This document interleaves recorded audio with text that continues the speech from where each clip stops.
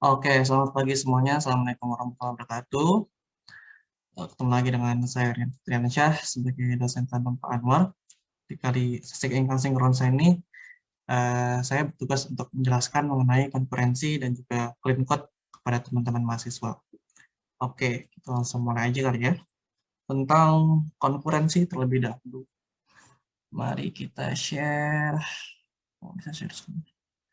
Nah, share screen. Di screen 1. Oke. Kita lihat dulu. Yap. Oke. Jadi konkurensi ini kita ambil berdasarkan chapter 19 dan 20 dari OpenCourseware MIT dan banyak material dari slide deck dari Advanced Programming sebelumnya. Oke, objektifnya apa? Jadi kita bisa tahu model-model dari concurrent programming, ada yang namanya shared memory, dan ada yang namanya message passing. Terus kita juga tahu perbedaan antara threads dan juga proses, dan juga kita tahu mengenai isu-isu yang ada di concurrent programming, seperti halnya race condition. Lalu kita bisa memakai basic konkurensi, fitur basic konkurensi yang ada di Java. Agendanya ada beberapa, ini motivasi, oke, kurang lebih seperti ini ya agendanya ya. Oke, kita lanjut lagi. Kita mulai dari definisi dan motivasi terlebih dahulu. Oke, apa itu konkurensi? Konkurensi itu menurut MIT OCW di 2016 adalah beberapa komputasi yang berlangsung secara bersamaan. Tapi menurut Williams di 2012 adalah dua atau lebih suatu aktivitas yang berlangsung secara bersamaan. Kurang lebih seperti itu ya konkurensi ya. Konkurensi ini nggak selamanya dia berjalan secara bersamaan gitu. Nggak. Contohnya mungkin ada juga sesuatu hal yang paralel. Jadi ada suatu aktivitas berjalan, terus tiba-tiba dia masuk aktivitas B, menyebabkan kedua aktivitas tersebut berjalan bersamaan. Seperti itu. Lalu ada juga example lain atau contoh lain seperti kita dalam kehidupan nyata multitasking. Contohnya kita makan siang sambil browsing-browsing suatu Instagram atau browsing TikTok atau browsing 9gag dan sebagainya pada saat yang bersamaan. Motivasinya kita belajar konkurensi itu apa? Pertama, kita jadi tahu kenapa kita harus membagi proses-proses yang ada. Contohnya ada di game engine, kayak ada proses untuk grafiknya, ada proses untuk AI-nya, ada buat networknya, ada audionya. Itu kita pisah beberapa hal agar berjalan di bagiannya masing-masing. Terus yang kedua adalah responsiveness dari suatu aplikasi, seperti halnya web server, atau misalkan dari GUI-based application. Terus kita juga bisa ngerti juga utilisasi dari suatu resource di komputer. Contohnya kita jadi ngerti cara kerjanya sistem yang multi-core. Terus ya ini natural, karena secara natural ya manusia kadang kita berbuat sesuatu hal yang secara bersamaan gitu juga kan. Seperti itu. Sebelum kita lanjut ke model, saya menjelaskan tentang Moore's Law terlebih dahulu. Moore's Law itu apa? Jadi teman-teman tahu kan, mungkin tahu ya, ada sebagian yang mungkin tahu juga. Jadi kalau misalkan kita lihat chip dari suatu core atau chip yang ada di komputer itu, mereka punya transistor per chipnya. Nah, berapa banyak multinasional company yang banyak menghasilkan chip, itu mereka coba menghasilkan banyak transistor dari chipnya. Jadi kalau misalkan kita lihat dari tahunnya nih, di tahun 1974 sampai 2002, itu transistor per chipnya itu nambah 2 kali lipat. Dan ketika namain transistor, otomatis kecepatan dari si chipnya itu juga bertambah 2 kali lipat. Tapi ada satu waktu di mana di tahun 2002 sampai 2016, ketika kita nambahin transistor, dia clock-nya atau speed-nya itu konstan, nggak nambah lagi. Nah, hal ini terjadi karena isu panas. Jadi intinya ketika transistor udah banyak, chipnya udah makin kecil, tentu ketika si chipnya bekerja, dia kan menghasilkan elektron kan. Elektronnya terhasilkan, terus karena dia kecil, jadi akhirnya dia cepat panas. Sehingga kecepatannya pun nggak terutilisasi dengan baik. Nah, untuk menghadapi isu tersini, kira-kira apa yang bisa dilakukan agar clock speed-nya tetap bisa nambah? Ada yang bisa jawab? Kira-kira ngapain? Ya, karena kita bahas konkurensi, tentu kita menambahkan chipnya lagi, jadi multi-core, nggak single core lagi. Akhirnya kita bisa mencapai speed yang lebih baik ke depannya dengan multi-core. Seperti itu. Yap. Ini penjelasan yang tadi saya bilang. Jadi ada isu panas, trennya sekarang jadi akhirnya multi-core. Ada Intel terakhir dia pakai berapa core? 8 ya?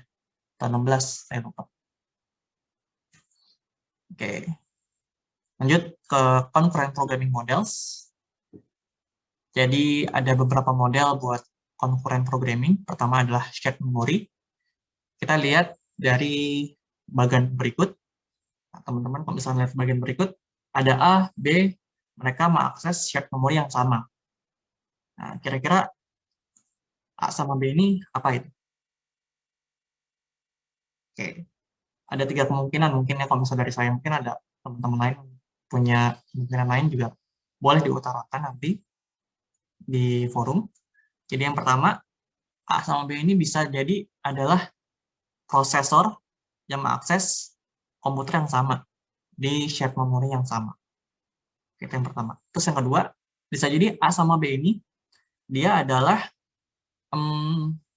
program yang mengakses shared object yang sama atau file system yang sama. Terus yang ketiga, bisa jadi dia adalah thread, kedua thread yang berbeda yang mengakses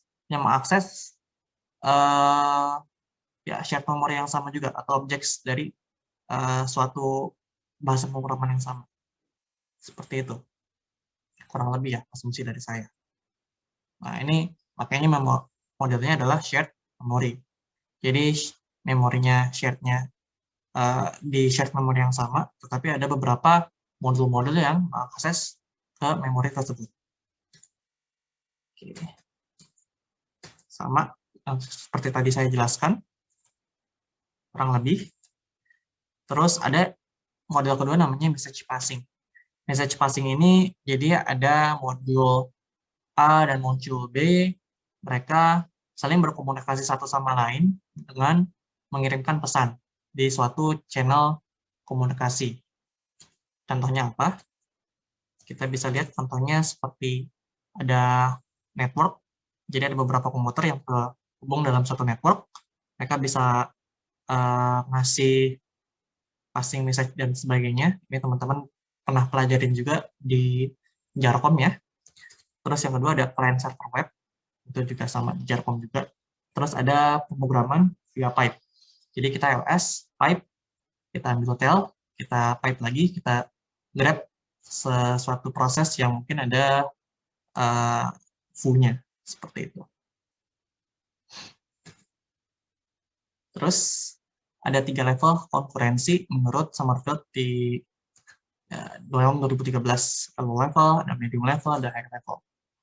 Low level itu apa? Dia seperti atomic operations, terus biasanya digunakan oleh yang bikin library atau programmer yang fokus ke sistemnya. Terus ada juga namanya medium level. Ini sebagian besar programming language dia provide support ke level ini. Seperti contohnya ada kayak fitur semaphore, ada support fitur log. Kalau teman-teman belajar sistem operasi, udah dapat belum ya sistem operasi? Belum ya? Kalau misalkan belum, ya nanti belajar tentang lebih lanjutnya lagi tentang konferensi. Atau kalau misalkan udah, teman-teman pasti udah ngerti banget lah tentang konferensi, ada semaphore, ada log. Itu belajar di sistem operasi. Terus ini biasa digunakan sama developer buat aplikasi high level ya, seperti kayak atomic operations dan sinkronisasi yang kita gunain via libraries. Contohnya ada di Java juga, ada library tentang konferensi, ada juga di bahasa-bahasa pemrograman lain yang mungkin dia banyak juga membahas tentang konferensi. Seperti itu. Lalu, oke, sampai sini dulu. Kita coba istirahat terlebih dahulu, teman-teman. Coba pahami dulu tentang dua model yang tadi saya sebutkan. Oke.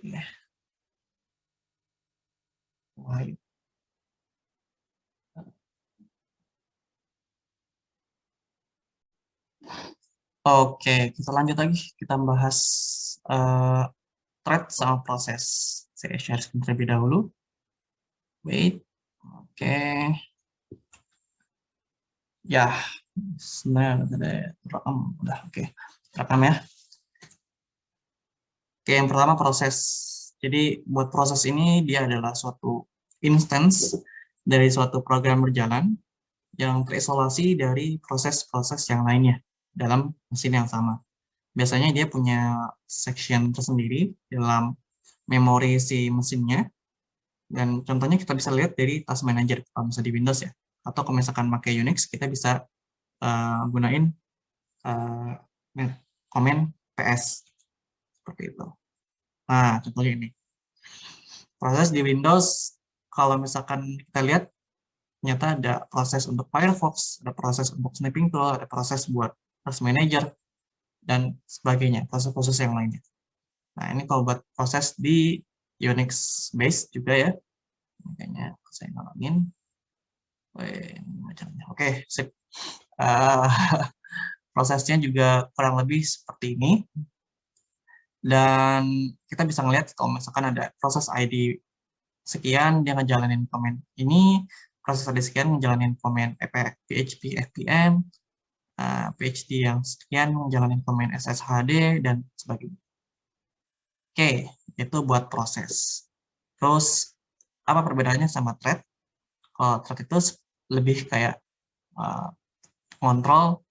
kontrolan dari program yang berjalan. Dia biasanya direpresentasikan dari sebuah flow eksekusi suatu program.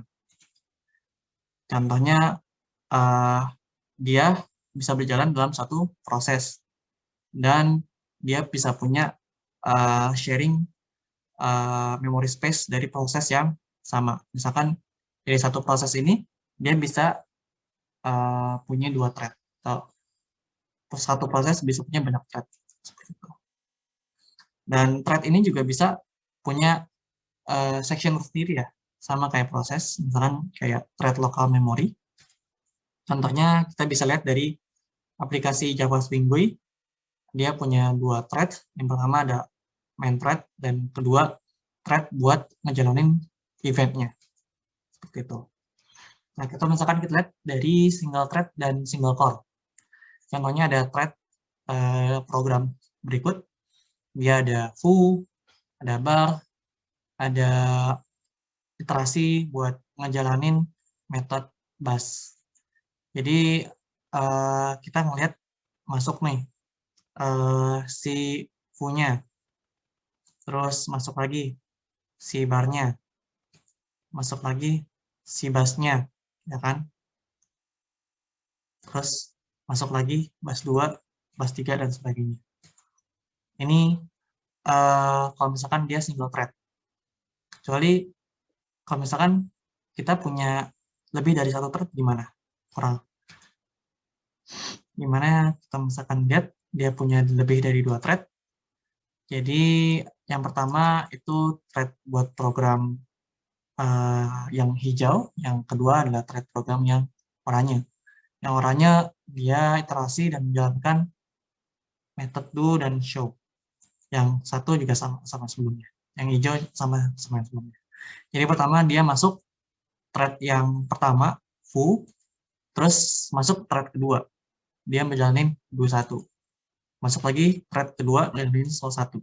Masuk lagi thread yang satu, dia jalanin method bar. Masuk thread 1, dia jalanin method bus.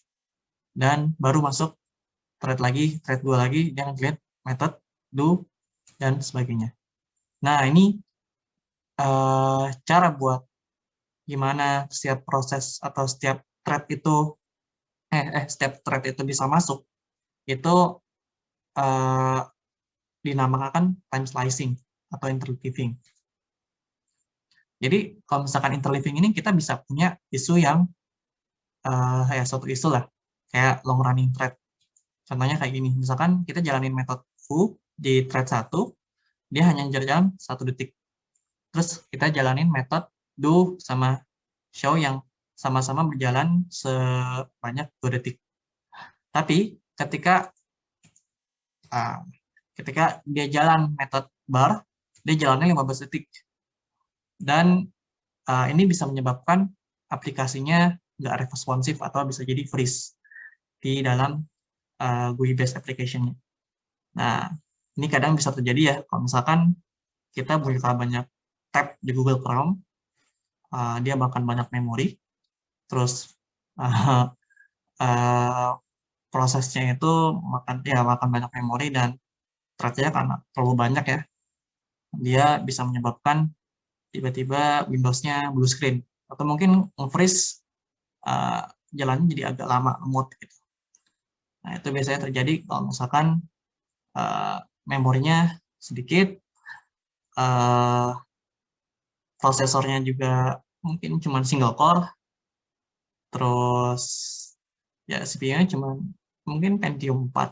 Ya kalau misalkan udah kayak gitu banget ya, bisa jadi ya tinggal menunggu aja kali ya, tinggal komputer kalian jadi blue screen. Tapi kalau misalkan komputer kalian udah canggih, ya memorinya ada 32 GB, terus udah apa tuh yang terakhir, nggak kuat core sih, ya udah 8 core dan sebagainya, 16 core, terus sudah Windows 12, nggak ngerti sih bakal ada Windows 12 atau enggak, tapi ya udah Windows yang terbaru lah, OS yang terbaru, ya bisa jadi hal ini bisa terhindari gitu. Lalu kalau misalkan kita coba nambah core-nya, nambah prosesnya, nambah core-nya buat bisa nyimpen banyak proses. Nah, misalkan thread 1 kita masuk disimpan di core 1, thread 2 simpan di core 2. Akhirnya mereka berjalan bersama-sama di core yang berbeda. Nah, ini tentu menghindari isu yang long running thread tadi, karena mereka jalan di proses yang berbeda. Nah, tapi ada isu lagi kalau misalkan ada 2 core dan dia punya 3 thread. Ini gimana cara membaginya? Mungkin bisa jadi yang thread 1 dia masuk ke core yang pertama, thread 2 dia masuk ke core yang kedua. Lalu thread ketiga dia bisa jadi masuk ke core pertama, dan bisa jadi dia masuk ke core kedua. Kayak gitu pembagiannya ya. Kurang lagi ya mirip-mirip seperti itu.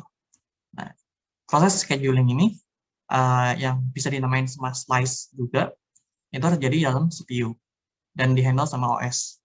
Jadi tergantung sama programmer dari Windows, programmer dari Unix, programmer dari Macintosh. Itu cara mereka buat membagi-bagi scheduling buat prosesnya. Dan mekanisme yang sama juga terjadi terhadap thread time slicing juga. Jadi nggak cuma proses yang di slicing, jadi thread thread juga waktunya juga bisa di slice, dan ini seperti yang saya bilang sebelumnya bakal banyak dibahas di mata kuliah sistem operasi seperti itu. Jangan lupa ambil sistem operasi Pak Ibang. Oke, lanjut trading in Java. Jadi ada library di thread, dia punya prime thread yang extend class thread, dia punya long variable namanya min prime, terus dia bisa konstruksi dengan masih min prime-nya apa, lalu dia punya metode buat run. Terus dia ya kalau misalkan di Java di mainnya kan tinggal kita instansia saja terus kita start. Terus ada juga dia interface runnable. Nah, interface runnable ini dia menjalanin atau implement method run. Nah, sama kayak tadi juga instansiasi dan kita jalanin ketika di main programnya. Tapi kalau misalkan buat runnable, Java 8 itu kita bisa pakai lambda expression atau ekspresi lambda. Jadi ngambil thread runnable-nya mau kita bikin seperti apa. Seperti itu. Thread melawan runnable, jadi ada dua cara buat membuat thread dalam Java. Dari desain object oriented kira-kira yang kalian kira lebih better yang mana?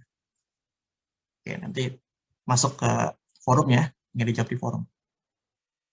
Oke, masuk ke contoh lebih konkretnya di shared memory model, tapi sebelum masuk ke contohnya, kita break terlebih dahulu.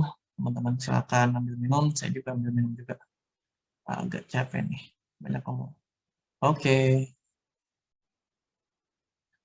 Oke, kita coba bahas selanjutnya mengenai shared memory model.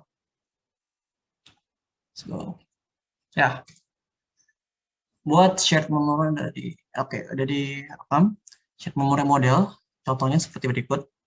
Misalkan kita punya program mengenai cache machines dan dia masuk ke suatu shared memory dalam bank yang sama. Jadi di cache machine ini yang A dia deposit $100 ke akun 1. Yang B dia ngambil $100 di akun 2. Yang C dia deposit $100 ke akun 1. Yang D dia ngambil balance dari akun 1. Nah, kalau misalkan kita lihat contohnya, misalkan kita asumsikan bahwa bank ini dia hanya punya Sanfo account aja yang dia modifikasi. Jadi kira-kira programnya seperti ini, punya balance-nya 0, kalau misalkan deposit balance-nya nambah 1, misalkan withdraw dia balance-nya kurang 1. Ya, kurang lebih kayak gini lah ya. Terus lanjut lagi, misalkan dalam satu proses, dalam satu thread, dia menjalankan operasi sebagai berikut. Deposit, withdraw, deposit, withdraw, deposit, withdraw. Deposit nomor 1, withdraw kurang 0, 1, 0, 1, 0, 1, 0, dan sebagainya. Oke. Lalu, kalau misalkan dia satu core dan dia punya 2 thread, yang thread kedua juga kurang lebih sama programnya, dia ngambil deposit 1 di thread pertama, nambah dong 1 dong. Terus di thread kedua dia deposit, nambah jadi 2. Di thread 1 dia deposit, dia withdraw, kurang jadi 1. Di thread kedua dia withdraw, kurang jadi 0. Terus di thread 1 dia deposit, nambah jadi 1. Nah, tapi di thread kedua, ketika dia deposit, dia hasilnya tetap 1. Kenapa bisa kayak gini? Ini ada isu namanya tadi interleaving. Jadi kalau misalkan kita melihat prosedur dari deposit, dia pseudo instructionnya seperti ini.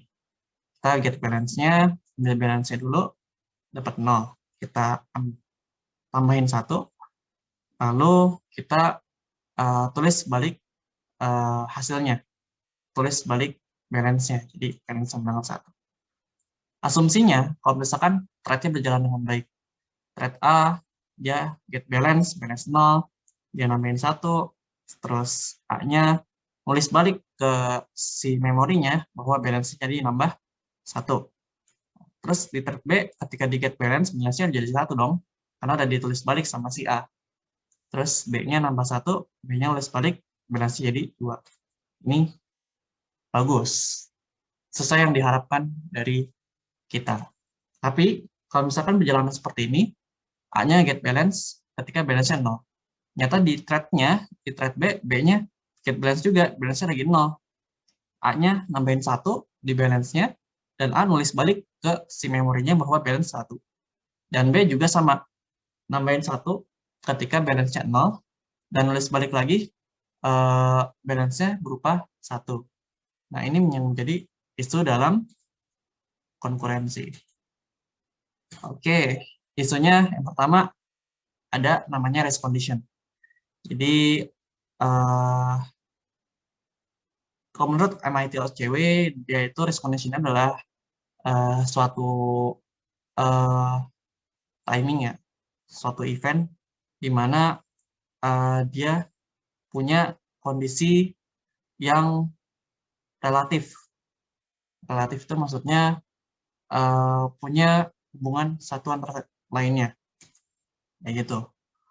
Contohnya kayak update yang loss, atau punya dirty read, atau mungkin non-repeatable read. Contohnya kayak gimana? Loss update. Jadi ada thread 1, ada thread 2, kurang lebih dia thread-nya seperti berikut. Dia kita lihat kalau misalkan X1 nge-read, X2 nge-read, dia nge-modify, terus yang X1 modify. Terus X2 mereka di thread 2 dia nge-write si X2 ke memori yang sama. Terus yang 5 juga menulis ke memori yang sama. Kita bisa lihat kalau misalkan ada update yang loss. Jadi ketika dia write data di sini, dia kan nggak nge-read lagi kan. Bahkan dia nge-write dari hasil yang sebelumnya. Ini sama kayak waktu yang tadi dicontohin di awal. Yang ngambil balance, deposit balance, tapi ternyata dapat balance-nya 1. Bareng-bareng 1. Terus yang kedua ada namanya dirty read. Jadi ada thread 1, thread 2 dia nge-read. Terus waktu di tahap kedua, thread 1 dia nge-read lagi, nge-read datanya, masuk ke variabel X1. Di tahap ketiga, thread 1 dia mau compute X1-nya, sedangkan di thread 2 dia mau modify X2-nya. Nah, ketika melihat di hal ini, kan dia nge-read-nya dan compute kan ya. Nah, ketika dia di compute X1-nya, X2-nya ini juga dia nge-read-nya dari yang lama, bukan dari yang terbaru yang setelah di compute. Akhirnya ketika di write, yang terbaca atau yang termodifikasi hanya ada di modify X2 doang. Sedangkan yang compute X1 ini dia nggak tersimpan dengan baik. Gitu. Terus yang selanjutnya ada non-repeatable read. Jadi X1 nge-read, X2 nge-read. Nah, kita bisa melihat kalau misalkan di thread 1, dia nge-read data lagi. Setelah si thread 2 ini, dia memodify, terus nge-write datanya, masukin ke data yang ada di server. Nah, ketika dia ngambil I1, nge-read datanya, nge-compute X1 dan Y1, X1-nya ini masih hasil yang lama. Sedangkan Y1-nya ini sudah hasil yang terbaru dari T2-nya. Ini bisa menimbulkan keganjalan kenapa mungkin awalnya Y1-nya pengen nge-read data yang sama kayak X1. Tapi pas waktu di-read, ternyata datanya sudah termodify di thread 2. Kayak gitu. Ini case-nya bisa kita lihat dari double linked list. Ya, contohnya kayak gini, ada A, B, C, D. Kita coba lihat contoh case-nya. Algoritmanya kan kalau misalkan mau delete suatu node, kita identify dulu node-nya mau delete seperti apa, link-nya kemana aja, misalkan link N-nya yang sebelumnya itu ada M, N, sama O. Ada 3 node. Link N berarti dia punya hubungan ke M sebelumnya, setelahnya dia punya hubungan ke node O. Nah, dia update dulu link dari node M yang tadinya menuju ke N, sekarang menuju ke O. Dan yang O, yang tadinya sebelumnya nunjuknya ke N, dia nunjuk sekarang ke M. Lalu baru di delete node-nya. Kalau misalkan kita lihat lewat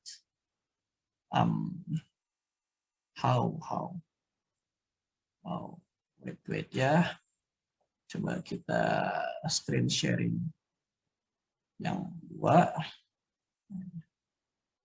Oke, ini aja screen 2. Oke, screen 2 sudah bisa dilihat ya. Misalkan kayak gini ya, buat doubling list. Gitu. Ada node M, ada N, ada O.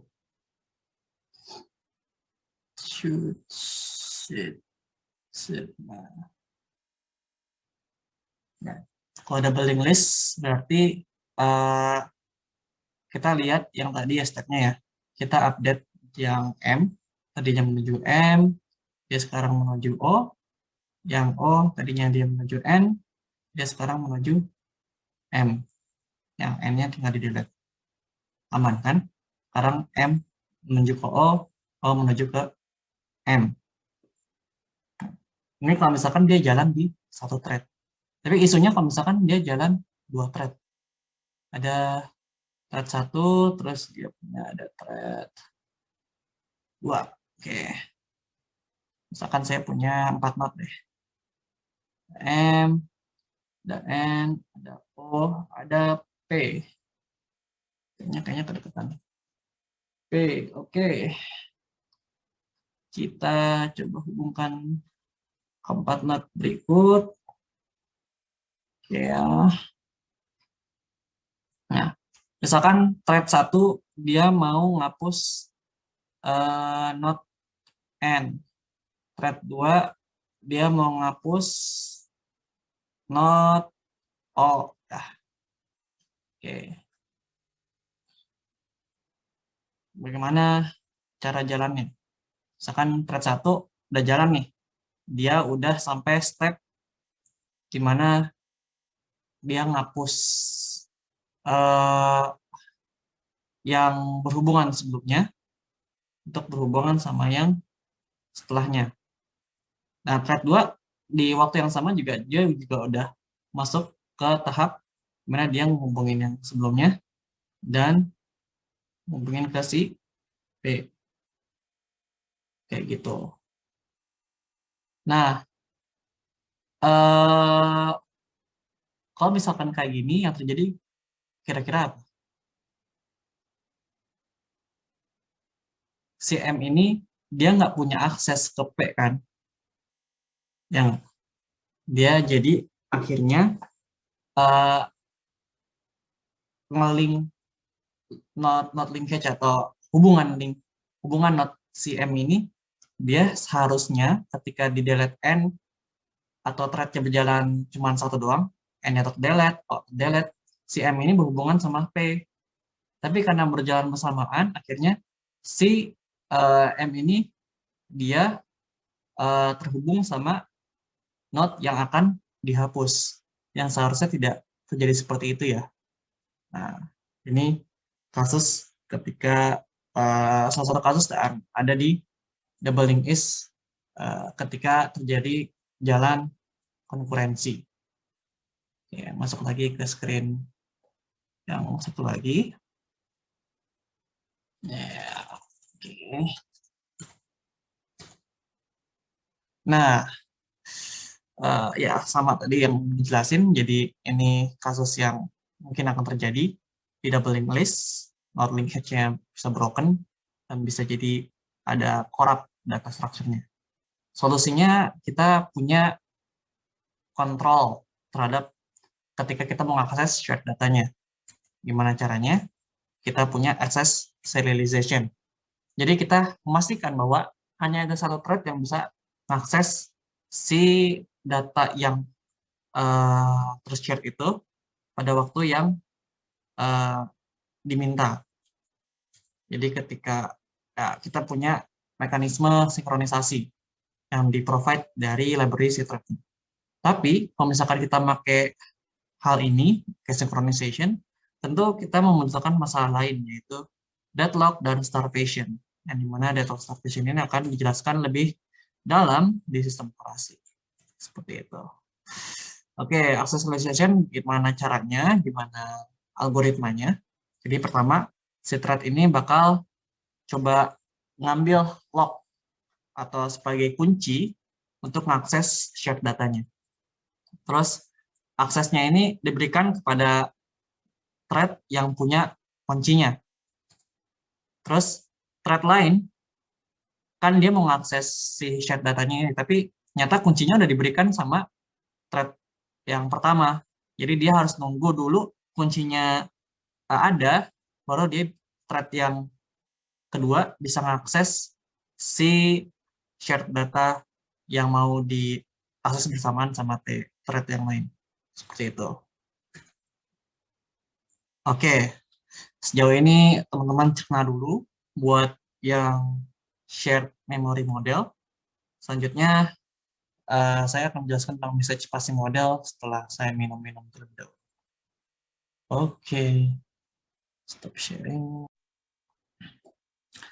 Oke, kita lanjut kembali ya. Let's go. Lanjut kembali di screen. Berapa ini? Oh, screen 1. Oke. Yap. Saya bikin 2 aja kali. Mungkin masih bisa kelihatan. Jadi buat message passing model, kita review dulu buat model buat konkurensi. Kita ada belajar shared memory, kita juga ada belajar ini ada message passing. Problem yang muncul ketika kita pakai shared memory itu, dia sharing sama manipulasi dari shared data atau data yang diakses secara bersamaan oleh beberapa modul. Nah, terus kita bisa punya thread safety, tapi harus diimplementasikan secara benar.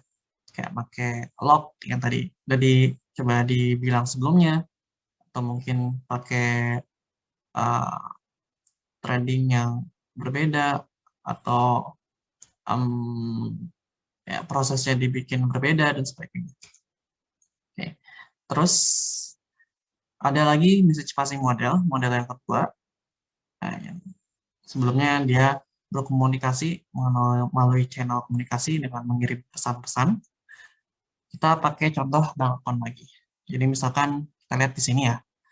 Yang tadinya awalnya account ini dia shared memory atau dia hanya bergantung di dalam memori yang sama, tapi sekarang dia jadiin beberapa modul yang berbeda. Nah, karena dengan beberapa modul yang berbeda, maka queue buat ngejalanin instruksi dari setiap modul ATM itu bisa kita jalanin secara bisa bersamaan, bisa juga satu-satu. Seperti itu ya. Thread-nya bisa seperti ini. Nah, ada isu juga kalau misalkan di message passing model, dia isunya sama, punya isu interleaving. Jadi interleaving itu dia ngerit, misalkan kita yang dia get balance, oke, dia dapat balance-nya dari akun 1 masih 50. Tapi ternyata secara bersamaan A dan B ini, A dan C ini, dia pengen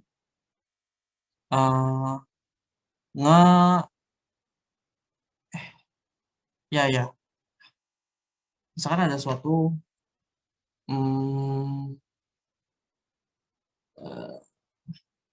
misalkan si A sama B ini, A-nya ini bukan ngedeposit sih, A-nya itu dia mau nge-withdraw, B-nya dia mau nge-withdraw.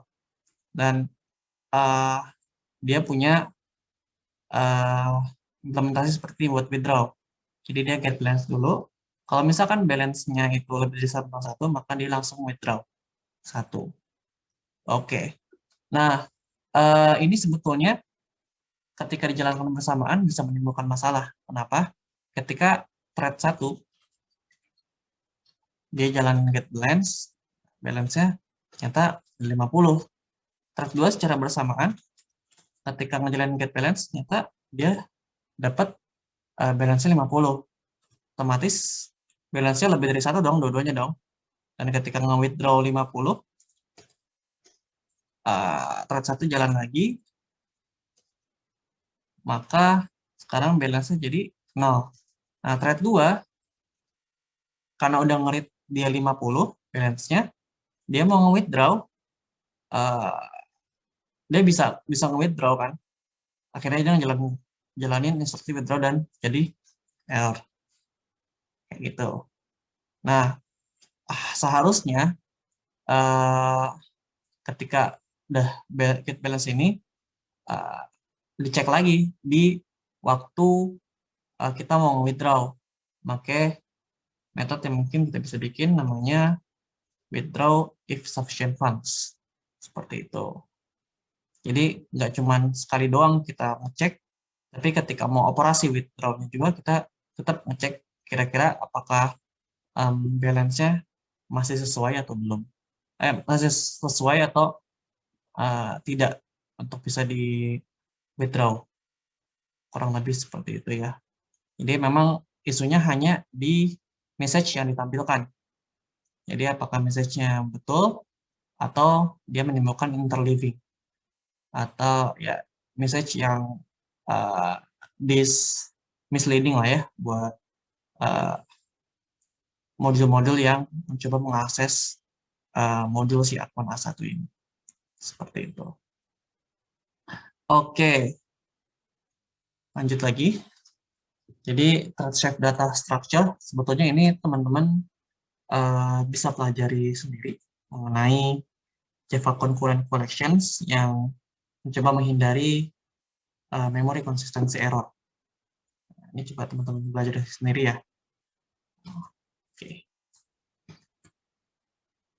Ini juga collections-nya yang bisa teman-teman manfaatkan. I don't know apakah akan teman-teman implementasi ke depannya.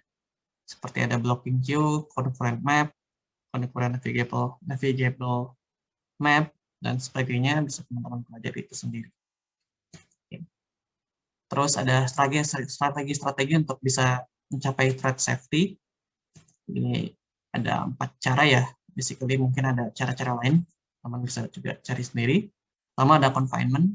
Jadi kita jangan share variable between suatu threads. Oke. Terus yang kedua immutability. Jadi membuat shared datanya itu immutable. Nah, oke. Terus yang ketiga, thread safe data type. Jadi kita bisa encapsulate shared datanya di thread safe yang bisa membuat atau bisa menjalankan thread safe tersendiri buat kita ya. Terus yang terakhir ada synchronization. Jadi kita keep thread lain untuk bisa mengakses ketika dia bisa dapat key-nya. Oke. Locking mechanism in Java, teman-teman juga bisa belajar sendiri.